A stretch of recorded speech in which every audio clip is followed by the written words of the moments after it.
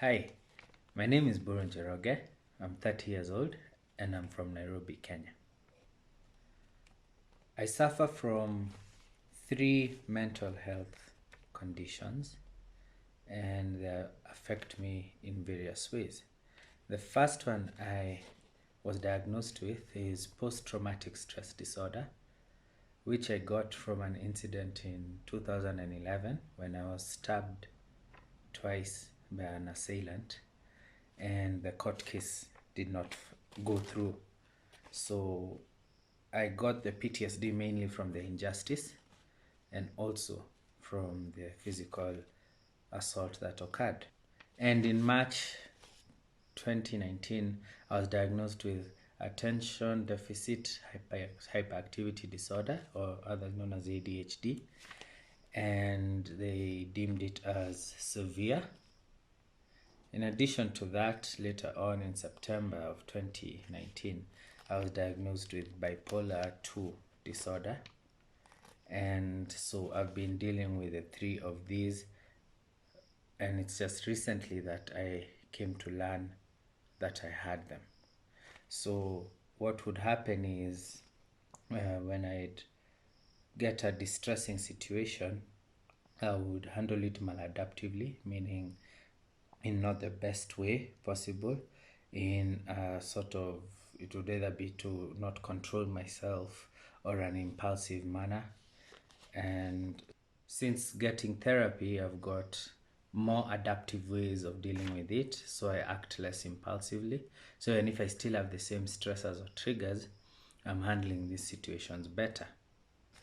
One thing I'd like to add is that I'm under a treatment that includes both medication and therapy. So I'm under a lot of medication, and in conjunction with, I had done cognitive behavioral therapy, so CBT, but I'm also now doing dialectic behavioral therapy, or DBT. Now, when we are talking about the challenges that I've had to deal with while dealing with mental health, they are numerous. They are numerous.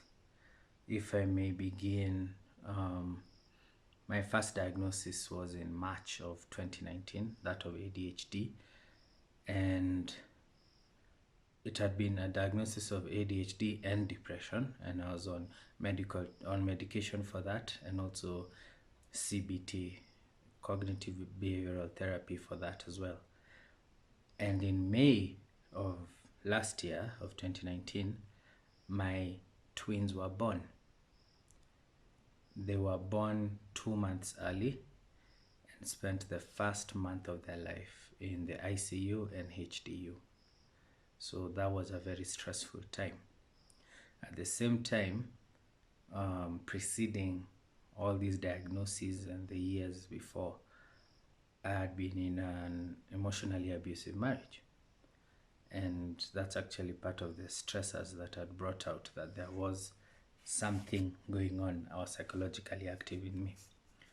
So on 4th September 2019, the day before I turned 30, my wife left with the girls. And she took them, and I had no idea where they went. And I went to hospital immediately.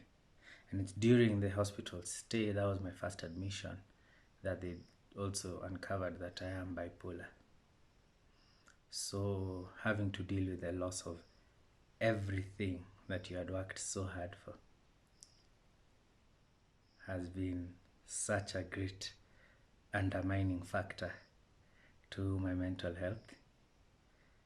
And in fact, in the days since that incident, I could say in the 7 months since the incident, I have spent 58 days hospitalized. I still don't get to see my children as much as I'd like to. I don't have free access to them.